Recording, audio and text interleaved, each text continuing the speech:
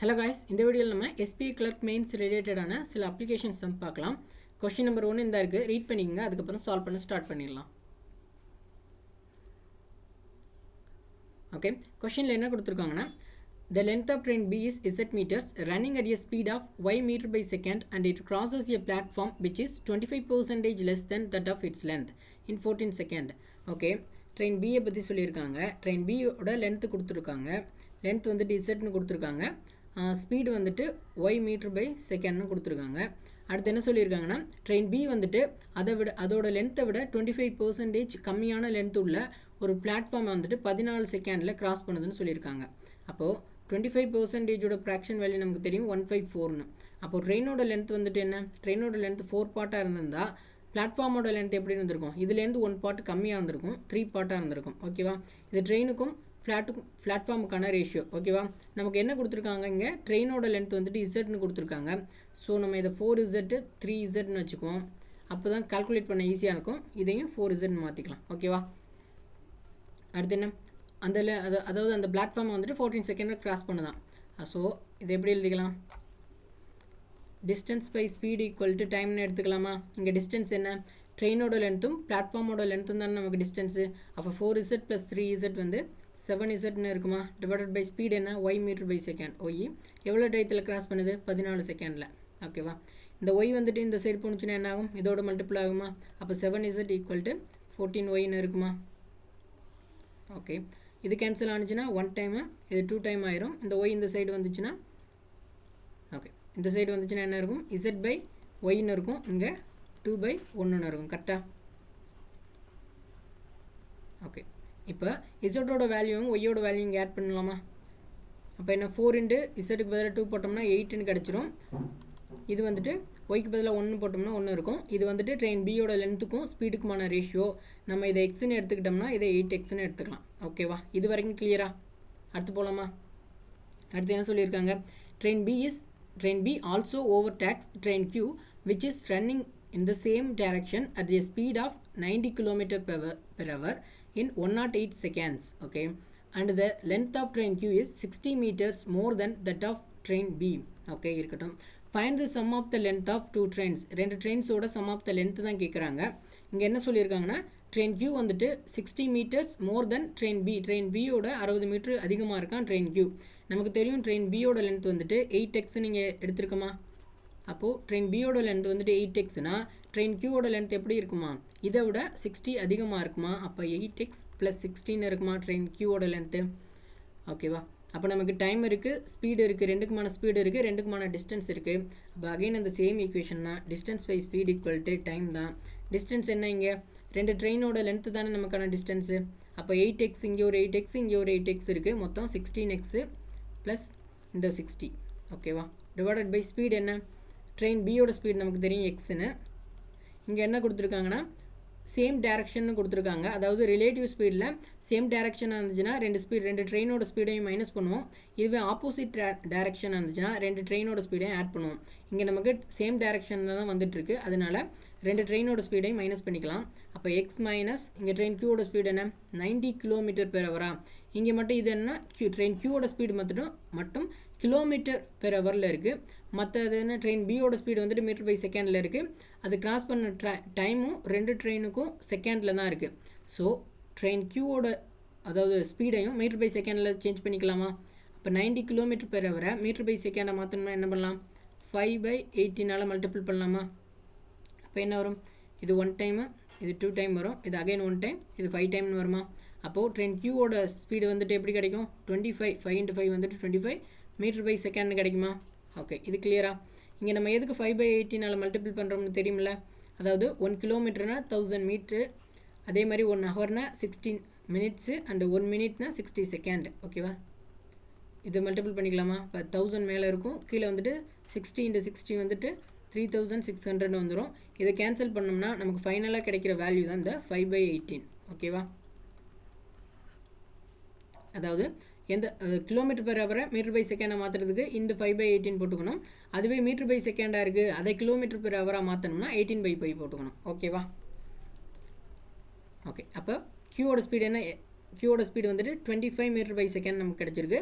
இது பியோட speed X minus 25 q speed இது ஈக்குவல் t என்ன டைம் டேக்கன் என்ன 108 செகண்டா 108 ஓகே ஓகே இப்போ இது வந்துட்டு இந்த சைடு போணுச்சுன்னா இதோட மல்டிபிள் ஆயிருமா அப்போ எப்படி கிடைக்கும் 16x plus 60 equal to 108 into x வந்துட்டு 108xன்னு கிடச்சிரும் மைனஸ் எப்படி இருக்கும் மைனஸ் 25 into 108னா என்ன எப்படி வரும் அதாவது எந்த ஒரு நம்பரையும் 25ஆல் மல்டிபிள் பண்ணுறதுக்கு பதிலாக அந்த நம்பரோட லாஸ்ட்டில் 2 ஜீரோ சேர்த்துட்டு டிவைடட் பை 4 பண்ணிட்டோம்னா நமக்கு தேவையான ஆன்சர் கிடச்சிரும் இது எப்படி கிடைக்கும் 1 டைமு 2 டைமு ரிமைனிங் 7 டைம் 00ன்னு கிடைக்குமா அப்போ 2700ன்னு கிடைக்கும் ஓகேவா அடுத்து என்ன இந்த 16x வந்துட்டு இந்த சைடு போகல மைனஸில் ஆயிருமா அப்போ 108 மைனஸ் 16 எவ்வளவு வரும் 92xன்னு கிடைக்குமா ரிமைனிங் உள்ளது அப்போது இது வந்துட்டு இந்த மைனஸ் 2700 இந்த சைடு வரையில் ப்ளஸ் 2700 ஆயிருமா இப்போ ரெண்டு ஆட் ஆனிச்சுன்னா என்ன இருக்கும் 2760ன்னு கிடைக்குமா இது பார்த்தாலே தெரியுதுல டேரெக்டாகவே ஏதாவது இதில் 3 டைம்ஸ் இருக்குன்னு அப்போ இது டேரெக்டாக கேன்சல் பண்ணிடலாம் 1 டைமு 3 டைமு அப்போ எக்ஸோட வேல்யூ ஃபைனலாக 13 நமக்கு கிடைக்கும் ஓகேவா ஓகே இதை எரேஸ் பண்ணிக்குவோம்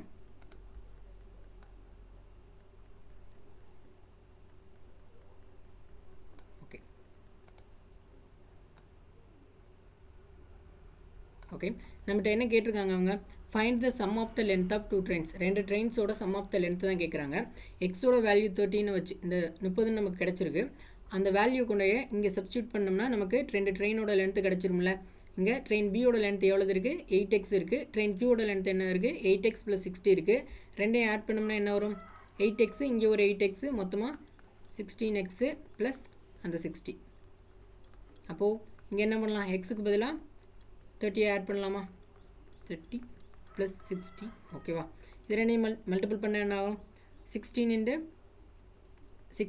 3 எத்தனை 48 0 இருக்குமா ப்ளஸ் 60 இருக்குமா ஃபைனல் நமக்கு என்ன 540ன்னு கிடைக்குமா அப்போது ரெண்டு ட்ரெயினோட சம் ஆஃப் த லென்த் வந்துட்டு 540 மீட்டர்ஸ் ஆப்ஷன் ஏ தான் நம்மளோட ஆன்சர் இது கிளியரா அடுத்த கொஸ்டின் போகலாமா ஓகே கொஸ்டின் நம்பர் 2 தான் இருக்குது ரீட் பண்ணிக்கோங்க அதுக்கப்புறம் சால்வ் பண்ண ஸ்டார்ட் பண்ணிடலாம்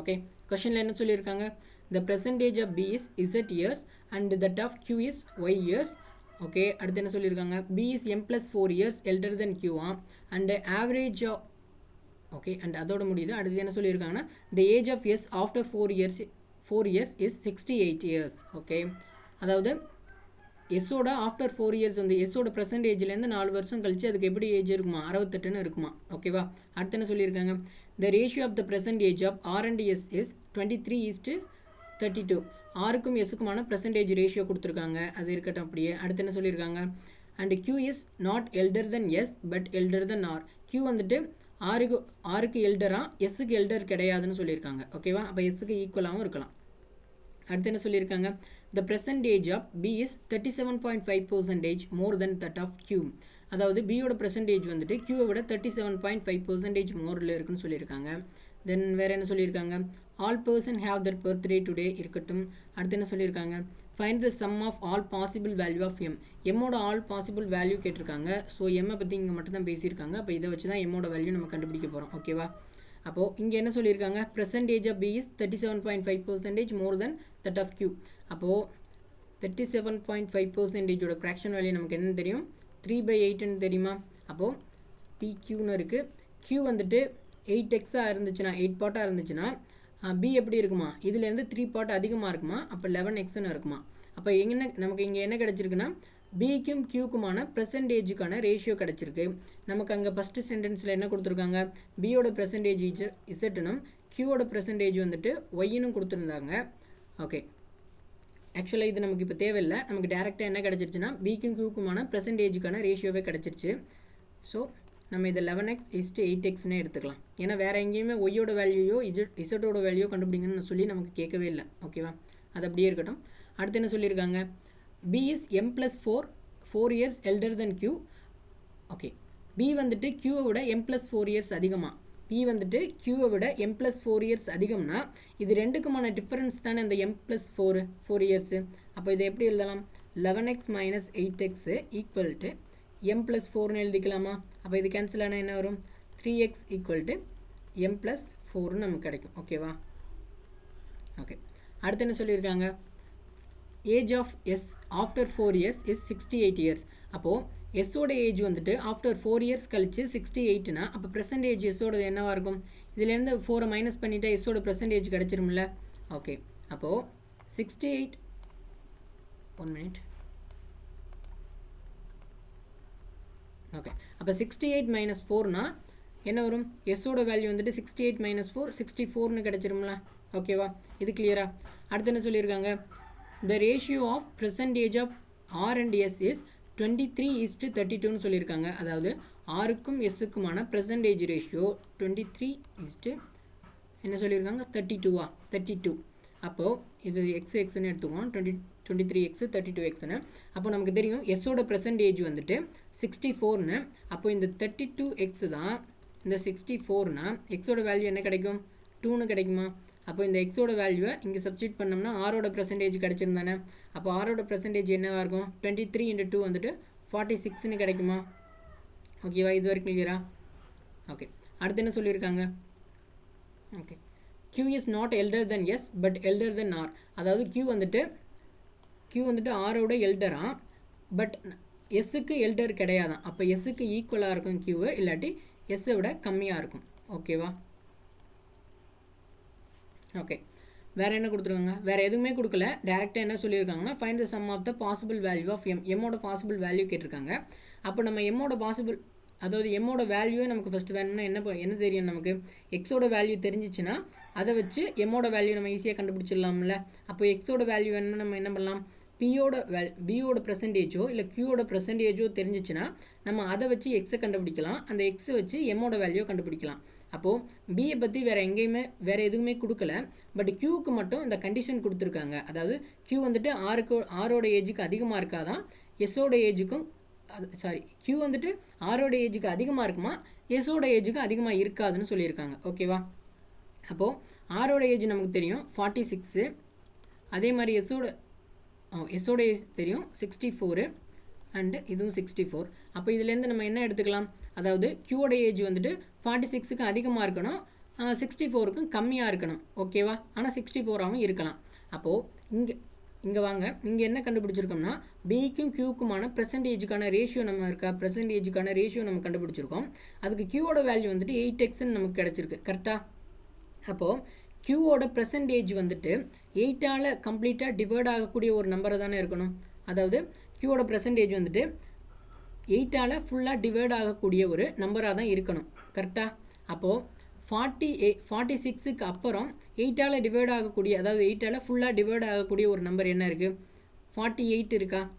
அடுத்து வேறு என்ன இருக்குது? 8ஆல் ஃபுல்லாக டிவைட் ஆகக்கூடிய நம்பர் 56 இருக்கா? அண்டு வேறு என்ன இருக்குது?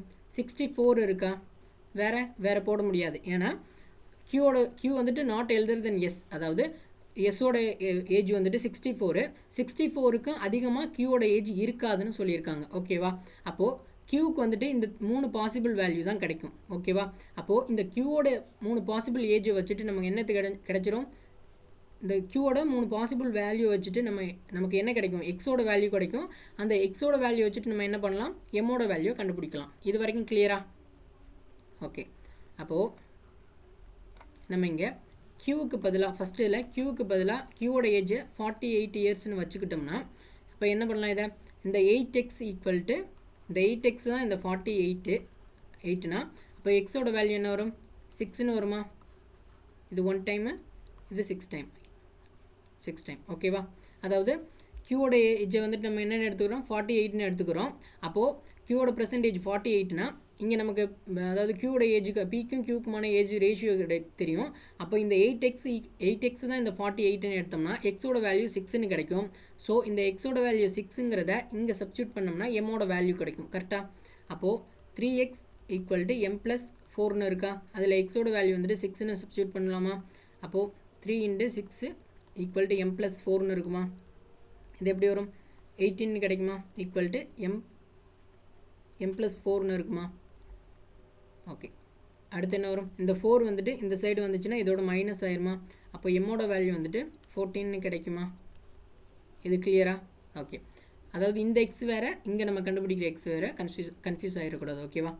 அடுத்து செகண்ட் கண்டிஷனில் செகண்டில் என்ன வரும், அதாவது க்யூவோட வேல்யூ செகண்ட் பாசிபிள் வேல்யூ வந்துட்டு அதாவது க்யூ ஈக்குவல் 56ன்னு வச்சுக்கிட்டோம்னா, அப்போது இந்த 8x தான் இந்த 56னா எக்ஸோட வேல்யூ என்னென்னு கண்டுபிடிச்சிடலாமா? இப்போ இது 1 டைம், இது 7 டைம் வரும். எக்ஸ் ஈக்குவல் டு 7ன்னு கிடைக்குமா?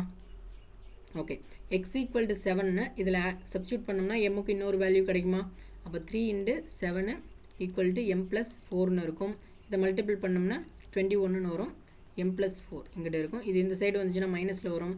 ஃபைனலாக என்ன கிடைக்கும்? எம்மோட வேல்யூ வந்துட்டு இங்கே m ஈக்குவல் டு 17ன்னு கிடைக்குமா? கரெக்டாக? ஓகே, வேறு என்ன இருக்குது? மூணாவது பாசிபிலிட்டி, அதாவது q ஈக்குவல் டு 64ன்னு வச்சுக்கிட்டோம்னா, இப்போ என்ன q 64ன்னு வந்துச்சுட்டோம்னா வச்சுட்டோம்னா இந்த 8x தான் இந்த 64னா 8x ஈக்குவல் டு 64. அப்போனா என்ன வரும்? 1 டைம் வரும். இது 8 டைம் வருமா? அப்போ x ஈக்குவல் டு 8ன்னு கிடைக்குமா நமக்கு? ஓகேவா? அப்போது x ஈக்குவல் டு 8ன்னு இதில் சப்ஸ்டியூட் பண்ணோம்னா என்ன வரும்? 3, அதாவது 3xக்கு பதிலாக இங்கே எக்ஸுக்கு பதிலாக 8 போட்டோம்னா 3 × 8ன்னா 24ன்னு கிடைக்குமா? அப்போது இந்த 24 தான் m+4னா இந்த 4 இந்த சைடு வரையில் இதோட மைனஸ் ஆயிரும். இங்கே எம்மோட வேல்யூ வந்துட்டு 20ன்னு கிடைக்கும். கிளியரா? ஓகே, நமக்கு என்ன கேட்டிருக்காங்க? Find the sum of all possible value of M தானே கேட்டிருக்காங்க. எம்மோட ஆல் பாசிபிள் வேல்யூவோட சம் தான் கேட்டிருக்காங்க. அப்போ இந்த 3 வேல்யூவோட சம் ஆஃப் த அமௌண்ட் தான் நம்மளோட ஆன்சராக இருக்க போகுது. அப்போ என்ன, அதை எவ்வளோ எழுதிக்கலாம்? இங்கே எழுதிக்கலாமா? இப்போ ஃபஸ்ட்டுக்கு எம்மோட வேல்யூ என்ன கிடச்சிச்சு? 14 கிடச்சிச்சா? அடுத்ததுக்கு என்ன கிடச்சிச்சு? 17 கிடச்சிச்சா? அடுத்து என்ன கிடச்சிச்சு? லாஸ்ட்டாக 20 கிடச்சிச்சா? இப்போ இது 3 ஆட் பண்ண என்ன வரும்? 11, 1 கேரி ஆகும், 51. அப்போது சம் ஆஃப் ஆல் பாசிபிள் வேல்யூவோட அதாவது எம்மோட ஆல் பாசிபிள் வேல்யூவோட சம் வந்துட்டு 51. ஓகேவா? ஆப்ஷன் 3 தான் நம்மளோட ஆன்சர். இது கிளியரா? அடுத்த கொஸ்டின் போகலாமா?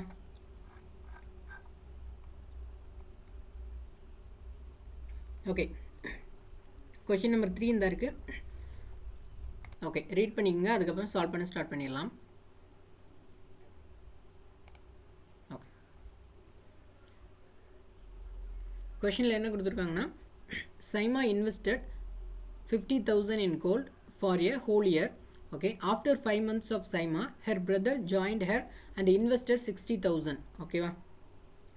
And then சொல்லிருக்காங்க, next year Saima invested 10,000 more and her brother withdraw 5,000. Okay, அடுத்து என்ன சொல்லிருக்காங்க, and at the end of 2 year profit earned by Saima is 42,000.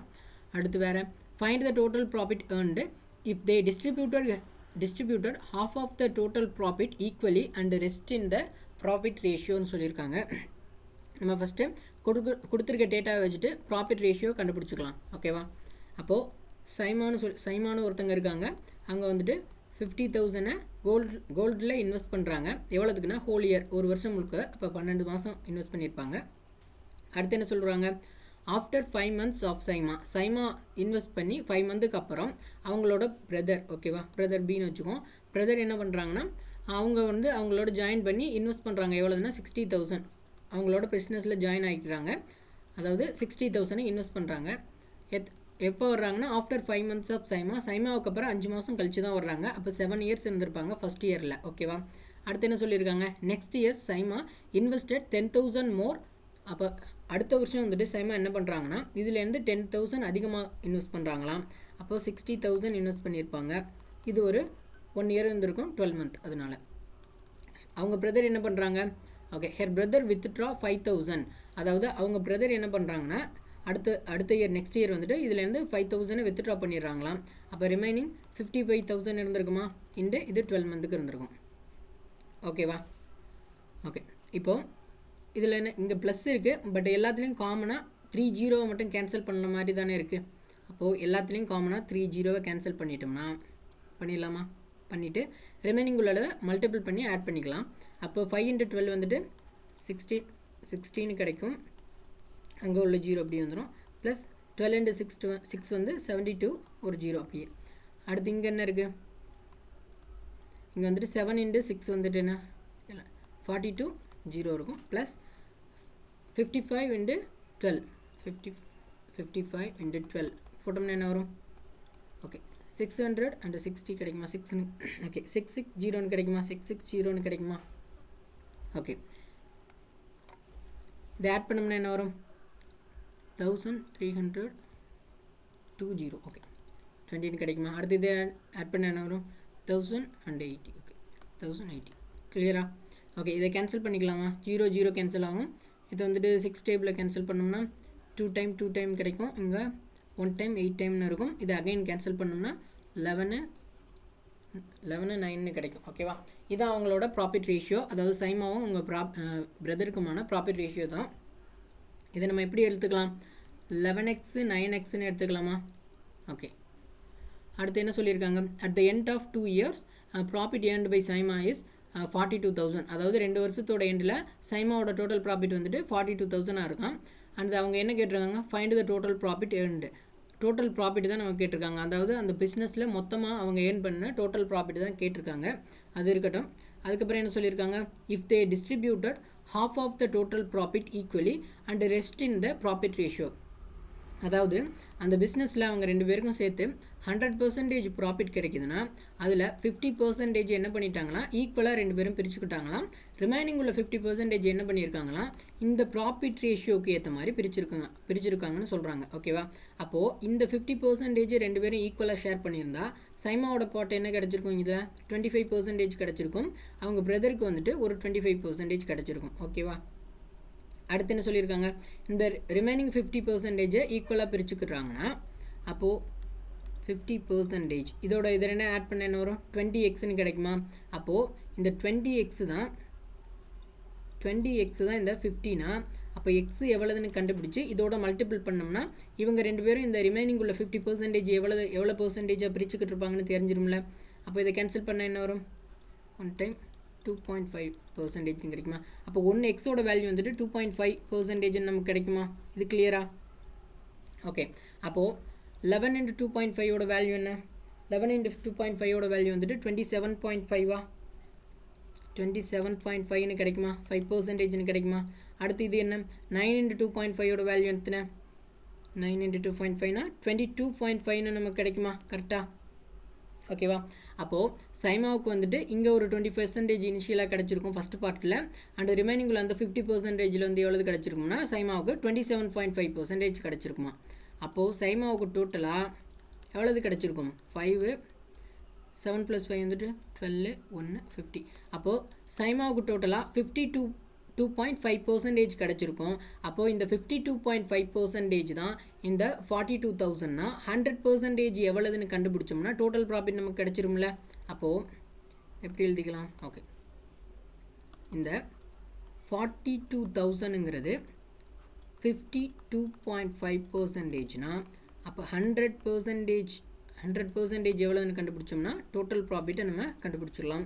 அப்போ பர்சன்டேஜ் கேன்சல், இங்கே பாயிண்டில் இருக்குது. ஸோ அதனால் இங்கே ஒரு 0 சேர்த்துக்கும், கேன்சல் பண்ண ஈஸியாக இருக்கும். அப்போ இதை 25ஆல் கேன்சல் பண்ண என்ன வரும்? 2 டைம் 1 டைம் வரும். இது 16 டைமு அண்ட் அகைன் ஒரு 8 டைம் 00ன்னு இருக்கும். அகைன் இதை அடித்தோம்னா 1 டைம், இது 8 டைம்னு வரும். அப்போ 800 × 100 எவ்வளவு வரும்? 80,000 வருமா? அப்போது நம்மளோட ஆன்சர் வந்துட்டு ஆப்ஷன் ஏ 80,000 தான். இது கிளியரா? அடுத்த கொஸ்டின் போகலாமா? கொஸ்டின் நம்பர் 4 இந்த இருக்குது, ரீட் பண்ணிக்கோங்க. அதுக்கப்புறம் சால்வ் பண்ண ஸ்டார்ட் பண்ணிடலாம். ஓகே கொஸ்டினில் என்ன கொடுத்துருக்காங்கன்னா income of Karan is x and income of Arjun is y. Okay first இதை நோட் பண்ணிக்குவோம். அதாவது கரண் ஒருத்தங்க இருக்காங்க, அர்ஜுன் ஒருத்தங்க இருக்காங்களா, அவங்களோட இன்கம்மை பற்றி பேசியிருக்காங்க. இன்கம் வந்துட்டு கரனுக்கு எவ்வளவு? எக்ஸ் இருக்கான், அர்ஜுனுக்கு வந்துட்டு ஒய்ன்னு இருக்கான். கிளியரா? அடுத்து என்ன சொல்லியிருக்காங்க? Expenditure on food by both is 10% of their income. அதாவது 2 பேருக்குமே ஃபுட்டுக்கான எக்ஸ்பெண்டிச்சர் எவ்வளோ தான்? அவங்களோட டோட்டல் இன்கமில் 10%. அப்போ ஃபுட்டுக்கு 10% 2 பேருமே ஸ்பெண்ட் பண்ணுறாங்க. ஓகேவா? அடுத்து என்ன சொல்லியிருக்காங்க? Okay expenditure on entertainment by Karan is twice the expenditure on food. அதாவது கரனோட என்டர்டைன்மெண்ட்டுக்கான எக்ஸ்பெண்டிச்சர் வந்துட்டு ஃபுட்டை விட ட்வைஸாக இருக்கான். அப்போ ஃபுட்டுக்கு 10% இருந்துச்சுன்னா என்டர்டைன்மெண்ட் கரனோட என்டர்டைன்மெண்ட்டுக்கு எப்படி இருந்திருக்கும்? ட்வைஸ்னா 20% இருந்திருக்குமா? ஓகேவா? இது கிளியர் தானே? அடுத்து என்ன சொல்லியிருக்காங்க? Okay. And saving of Karan is 35,000. அப்போ சேவிங் வந்துட்டு 35,000. அப்போது ஃபுட்டுக்கு எக்ஸ்பெண்டிச்சரும் சேவிங்கும் நமக்கு கிடச்சிருச்சு. அப்போ என்ன பண்ணலாம், நம்ம கரனோட இன்கம் வந்துட்டு அதாவது கரனோட இன்கம் வந்துட்டு 100% நம்ம எடுத்துக்கிட்டோம்னா அவன் வந்து என்ன பண்ணுறான், 30% இதில் ஃபுட்டுக்கு ஒரு 10%, அதாவது என்டர்டைன்மெண்ட்டுக்கு ஒரு 20%, டோட்டலாக 30% வந்துட்டு ஸ்பெண்ட் பண்ணிடுறான் கரன் வந்துட்டு. அப்போ ரிமைனிங் உள்ள 70% தான் கரன் வந்து என்ன பண்ணியிருப்பான்னா சேவ் பண்ணியிருப்பான். இது கிளியரா? அப்போது இந்த 70% தான் இந்த 35,000னா அப்போ 100% எவ்வளோன்னு கண்டுபிடிச்சோம்னா கரனோட டோட்டல் இன்கம் தெரிஞ்சிடும் தானே. ஓகேவா?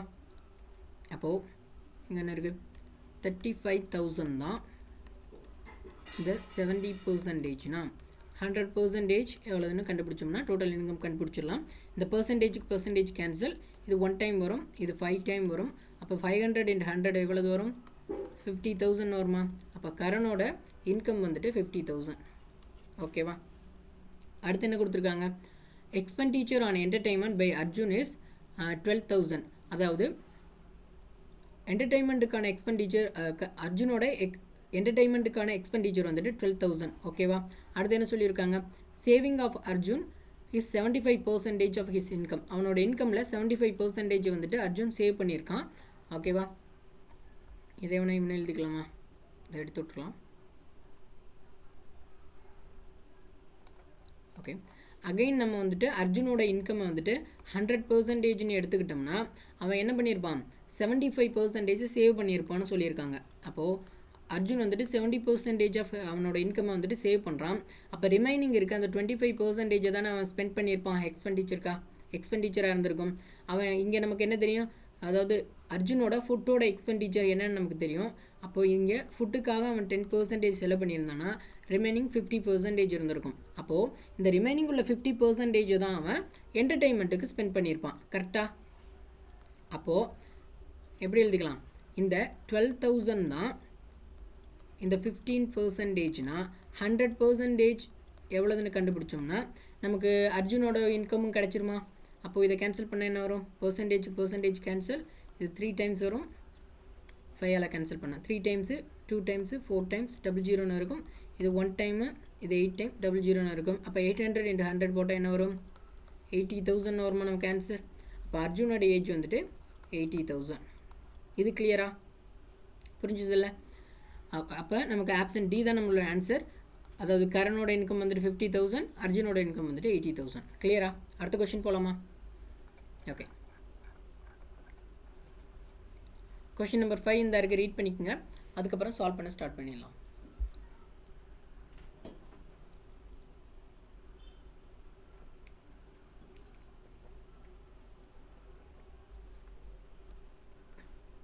ஓகே. கொஸ்டினில் என்ன கொடுத்துருக்காங்கன்னா, the cost price of calculator is x plus 120 and the selling price of watch be 5x. Okay, இதை நோட் பண்ணிக்கோங்க. கால்குலேட்டரோட காஸ்ட் ப்ரைஸ் சொல்லியிருக்காங்க, அடுத்து வாட்ச் பற்றி பேசியிருக்காங்க. கால்குலேட்டரோட காஸ்ட் ப்ரைஸ் என்னவா, எக்ஸ் ப்ளஸ் 120. அடுத்து என்ன சொல்லியிருக்காங்க, செல்லிங் ப்ரைஸ் ஆஃப் வாட்ச். இப்போ இங்கே எழுதிக்கலாம், செல்லிங் ப்ரைஸ் ஆஃப் வாட்சோட செல்லிங் ப்ரைஸ் என்ன போட்டிருக்காங்க, 5xன்னு எடுத்துருக்காங்களா. அடுத்து என்ன பண்ணியிருக்காங்க, the watch has been sold at 25% profit. இப்போ வாட்ச் வந்துட்டு 25% ப்ராஃபிட்டுக்கு விற்கிறாங்களாம். 25%ஓட ப்ராக்ஷன் வேல்யூ நமக்கு என்னென்னு தெரியும், 154ன்னு. அப்போ வாட்சோட காஸ்ட் ப்ரைஸ் வந்துட்டு 4xஆக இருந்துச்சுன்னா அவங்க அதுலேருந்து 1 பார்ட் அதிகமாக ஆக்கி 5xக்கு விற்றுருப்பாங்க. நமக்கு ஏற்கனவே நமக்கு அங்கே என்ன கொடுத்துருக்காங்கன்னா வாட்சோட காஸ்ட் ப்ரைஸ், அதாவது செல்லிங் ப்ரைஸ் வந்துட்டு 5xன்னு தான் கொடுத்துருக்காங்க. அப்போ டேரெக்டாகவே நம்ம எடுத்துக்கலாமா, வாட்சோட காஸ்ட் ப்ரைஸ் வந்துட்டு 4xன்னு. கரெக்டாக? இது ரெண்டும் சேமாக இருந்ததுனால டேரெக்டாகவே எடுத்துக்கிட்டோம். ஓகே. அடுத்து என்ன சொல்லியிருக்காங்க, the calculator is marked up by 25% above its cost price. அதாவது கால்குலேட்டர் வந்துட்டு 25% அதிகமாக மார்க்அப் பண்ணப்படுதுன்னு சொல்கிறாங்க. அப்போ 25%ஓட ஃப்ராக்ஷன் அகைன் நமக்கு தெரியும் 154 தான். அப்போ கால்குலேட்டரோட காஸ்ட் ப்ரைஸ் வந்துட்டு 4 பார்ட்டாக இருந்துச்சுன்னா அதோட செல்லிங், அதாவது அதோட மார்க்கெட் ப்ரைஸ் எவ்வளோ தான் இருந்திருக்கும், இதுலேருந்து 1 கூட 5 பார்ட்டாக இருந்திருக்கும். அப்போது நமக்கு இங்கே கால்குலேட்டரோட காஸ்ட் ப்ரைஸ் கொடுத்துருக்காங்க. அப்போ மார்க்கெட் ப்ரைஸ் வேணும்னா நம்ம என்ன பண்ணலாம், இப்போ காஸ்ட் ப்ரைஸ் இன்ட்டு 5/4ன்னு பண்ணோம்னா 120 × 5/4ன்னு போட்டோம்னா கால்குலேட்டரோட மார்க்கெட் ப்ரைஸ் நமக்கு கிடச்சிருமா? அதாவது இதை 4ஆல் டிவைட் பண்ணி 5ஆல் மல்டிபிள் பண்ணோம்னா இதை விட 25% அதிகமான ஒரு வேல்யூ கிடச்சிரும். அதனால தான். அப்போது எப்படி இருக்கும் இங்கே? கால்குலேட்டரோட market price x plus 120 into 5/xன்னு 5/4ன்னு இருக்குமா? ஓகே, இது கிளியரா? அடுத்து என்ன சொல்லியிருக்காங்க?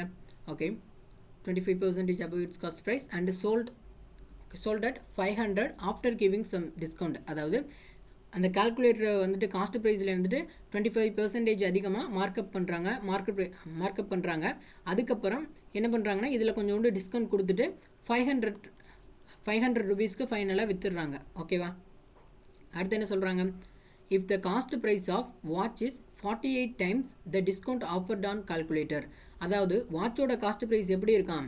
இந்த வாட்சோட காஸ்ட் ப்ரைஸ் எப்படி இருக்கான்? இந்த கால்குலேட்டருக்கு கொடுத்துருப்பாங்க டிஸ்கவுண்ட்டு, அது மாதிரி 48 times இருக்குன்னு சொல்லுறாங்க. ஓகேவா?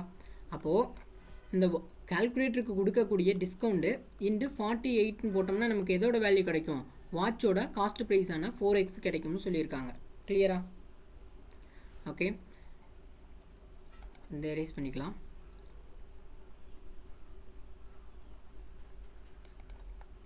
ஓகே, அப்போது டிஸ்கவுண்ட் வேணும்னு நமக்கு தெரியும். Discount equal to market price minus selling ப்ரைஸோட வேல்யூ தான் டிஸ்கவுண்ட்டு. இது கிளியரா? ஓகே, அப்போது இதை சால்வ் பண்ண இந்த ஈக்குவேஷனை சால்வ் பண்ணாமல் எக்ஸோட வேல்யூ நமக்கு கிடைக்கும்ல. அப்போ டிஸ்கவுண்ட்டுக்கு பதிலாக இங்கே என்ன எழுதலாம்? மார்க்கெட் ப்ரைஸ், அதாவது கால்குலேட்டரோட டிஸ்கவுண்ட்டை தானே இங்கே பேசியிருக்காங்க. அப்போது இந்த டிஸ்கவுண்ட் வேணும்னா கால்குலேட்டரோட மார்க்கெட் ப்ரைஸ்லேருந்து செல்லிங் ப்ரைஸை மைனஸ் பண்ணோம்னா இந்த டிஸ்கவுண்ட் வேல்யூ கிடச்சிரும். இந்த டிஸ்கவுண்ட் வேல்யூ 48ஆல் மல்டிபிள் பண்ணோம்னா வாட்சோட காஸ்ட் ப்ரைஸ் கிடச்சிரும்னு இங்கே சொல்லியிருக்காங்க. ஓகேவா? அதாவது என்ன? If the cost price of watch is 48 times the discount offered on calculator. கால்குலேட்டரில் ஆஃபர் பண்ண டிஸ்கவுண்ட் மாதிரி 48 times இருக்கான் வாட்சோட காஸ்ட் ப்ரைஸ். ஓகேவா? கிளியர்னு நம்புகிறேன். அடுத்து ப்ரொசீட் பண்ணலாம். அப்போ டிஸ்கவுண்ட் வேணும்னா மார்க்கெட் ப்ரைஸ்லேருந்து செல்லிங் ப்ரைஸ் மைனஸ் பண்ணணும். அப்போ இது எக்ஸ் ப்ளஸ் 120ன்னு இருக்கும் இன்டு 5/4. இது வந்துட்டு market price minus selling price எவ்வளவு? 500 பண்ணோம்னா டிஸ்கவுண்ட் கிடச்சிரும். இதை இன்டு 48ஆல் மல்டிபிள் பண்ணோம்னா இந்த வாட்சோட காஸ்ட் ப்ரைஸான 4x கிடச்சிரும். ஓகேவா? அப்போ இந்த 5 உள்ள மல்டிபிள் பண்ணிக்கலாமா? அப்போ என்ன கிடைக்கும்? 5x ப்ளஸ் 120 × 5 வந்துட்டு 600 கிடைக்குமா? அப்போ டிவைடட் பை 4ன்னு இருக்கும். இங்கே மைனஸ் 500 இந்த சைடு. இது எப்படி இருக்கும்? இது எதையும் கேன்சல் பண்ணிக்கலாமா? 1 டைமு, இது 1 டைமு 2 டைம்னு. அப்போ இன்டு 12 ஈக்குவல் டு எக்ஸ்ன்னு இருக்குமா? ஓகே, வேறு எங்கே இது எழுதலாம்? இந்த இடத்த யூஸ் பண்ணிக்கலாம்.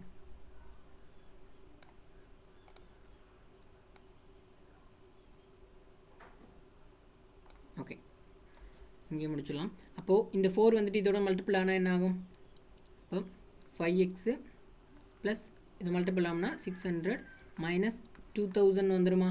அப்போ டிவைடட் பை 4ன்னு இருக்குமா? இங்கே என்ன இருக்கும்? 12 இருக்கும். இங்கே எக்ஸ்ன்னு இருக்குமா? அப்போ இந்த 4 இந்த 12 கேன்சல் ஆனால் 1 டைம், இது 3 டைம்னு ஆயிருமா? ஓகேவா? இது ப்ராக்கெட் ஒன்று இருக்குது. அப்போது இந்த 3 உள்ள மல்டிபிள் ஆனால் என்ன ஆகும்? இப்போ என்ன கிடைக்கும்னா 3 × 5x வந்துட்டு 15xன்னு வந்துடும். இது கேன்சல் ஆகிருந்துச்சுன்னா என்ன வரும்? அப்போ மைனஸ் 2000லேருந்து 6 + 600 போச்சுன்னா மைனஸ் என்னென்ன இருக்கும்? ஓகே, இதை ஃபஸ்ட்டு அப்படியே எழுதிக்கும். அதுக்கப்புறம் மல்டிபிள் பண்ணிக்கலாம். மைனஸ் 1400ன்னு இருக்கும். ஓகே, இது வந்துட்டு 5xன்னு இருக்கும். இது கேன்சல் ஆனிச்சுன்னா மைனஸ் 1400ன்னு இருக்கும். இந்த அதே 3 அப்படியே இருக்கும். ஈக்குவல் டு எக்ஸ்ன்னு இருக்கும். இதை இப்போ உள்ள மல்டிபிள் பண்ண போகிறோம். மல்டிபிள் பண்ணோம்னா நமக்கு 15xன்னு கிடச்சிரும். அப்போ இதை மல்டிபிள் பண்ண என்ன வரும்? 12 42 கிடைக்குமா? 42 அதாவது 4200ன்னு கிடைக்குமா? அப்போது ஈக்குவல் டு எக்ஸ்ன்னு இருக்குமா? அப்போது இந்த எக்ஸ் வந்துட்டு இந்த சைடு வந்துச்சுன்னா மைனஸில் வந்துடுமா? அப்போ 15x மைனஸ் எக்ஸ் வந்துட்டு 14xன்னு கிடைக்குமா?